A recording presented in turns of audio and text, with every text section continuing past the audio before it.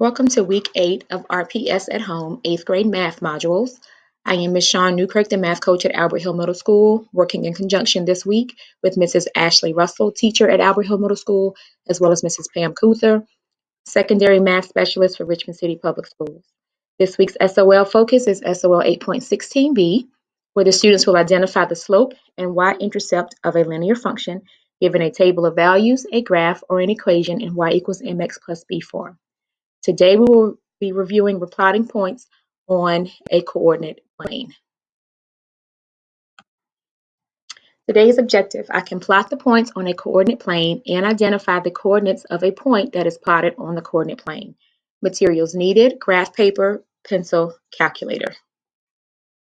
Important vocabulary terms that we will focus on this week will be as follows: linear function, slope, positive slope, negative slope, zero slope, undefined slope, slope-intercept form of a linear equation, and y-intercept. Pictorial representation of some of the vocabulary terms are located to the left.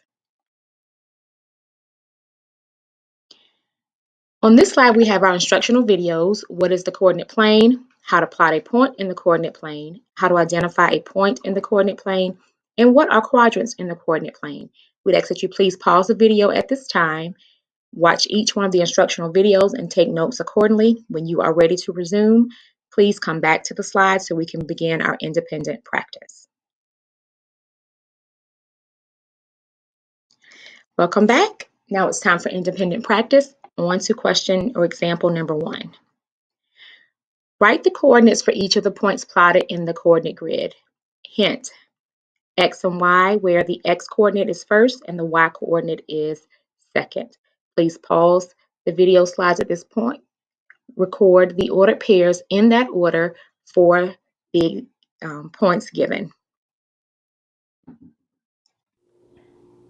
To determine the coordinates of the plotted points, you must first look at what directions do you go in to get to that point. For instance, in point A, to get to point A from the origin, which is the center, I must go to the left 10 spaces and then up 2 spaces. Left 10 is negative x. Up 2 is positive y. I will use that same approach to find the coordinates for the remaining points. I will do a couple with you. To plot B, or to find the coordinates of B, I must go to the right 6 spaces and then up 10 spaces. Right 6 is positive 6 on the x, and up 10 is positive 10 on the y-axis. To plot point C, I would go left 8 spaces and down 3 spaces. So that would be negative 8 for the x and negative 3 for the y. Use this approach to find the coordinates of the remaining points. For example number 2, we ask that you plot the following points on the coordinate grid. So the first step would be to draw a coordinate grid on your paper, exactly as in the example to your left. Then plot and label each point. Please pause the video slide at this point, plot the points, and resume the explanation whenever you are done taking notes. Excuse me, when you're done plotting your points.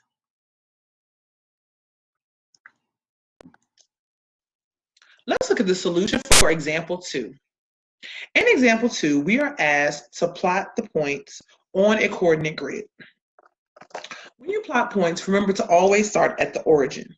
From the origin, you would go either left or right on your x-axis, then up or down for your y. Then plot your point. Let's look at A. In A, we would start at our origin. I'm going to go to the right for 7 because it's positive, and then up 10.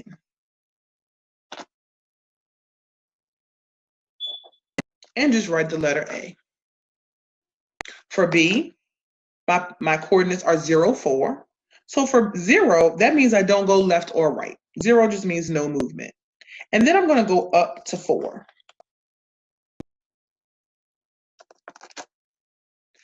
C, I would go left 1 because it is negative, and then up 10.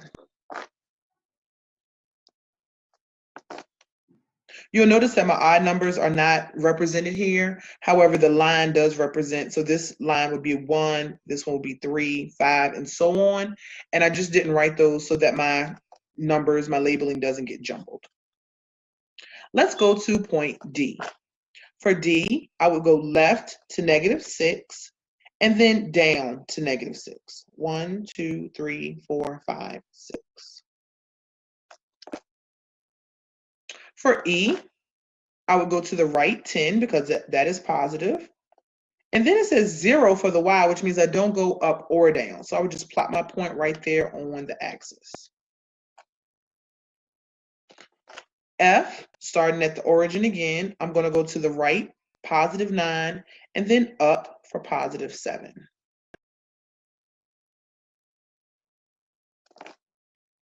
For G, I would go to the left 3 and then down 1, 2, 3, 4.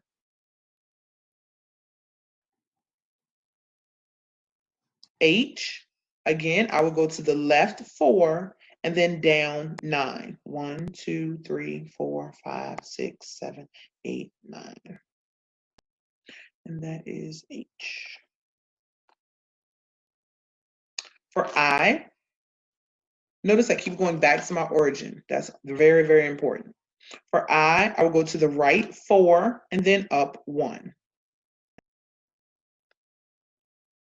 And for J, I would go to the right 7 and then down 9.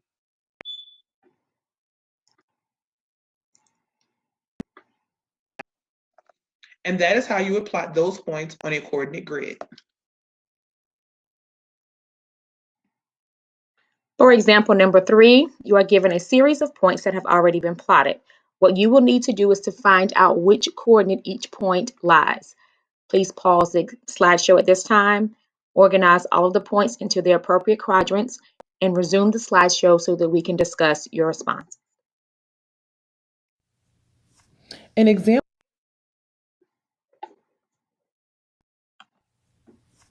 In example 3, notice that each of the quadrants is labeled. Once you label the quadrants, the 4 quadrants, you then want to just look at what points are in those quadrants. For instance, in quadrant 1, we have points I, G, and M. Quadrant 2, we have point K. Quadrant 3, we have point L, N, and J. And in quadrant 4, we have point E and F. Notice that point H is not in one of the 4 quadrants. However, it is located at the origin. So there is always a possibility that some of your points may not be in a quadrant.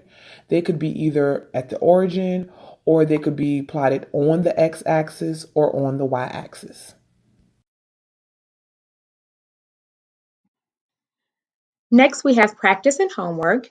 You are given 4 actual graphs here and asked to graph the point. After you graph the point, we need you to identify which quadrant each point is in. So we ask that you will please pause the slide, record your answers in your notebook, and we will go over them at the top of tomorrow's session. Lastly, we'd ask that you log on to Dreambox and to complete at least one lesson. Remember, Dreambox is located in your Clever account. Please complete at least one lesson. If you have time to do more than one, that would be awesome. Thanks for joining us today. We will look forward to being with you tomorrow.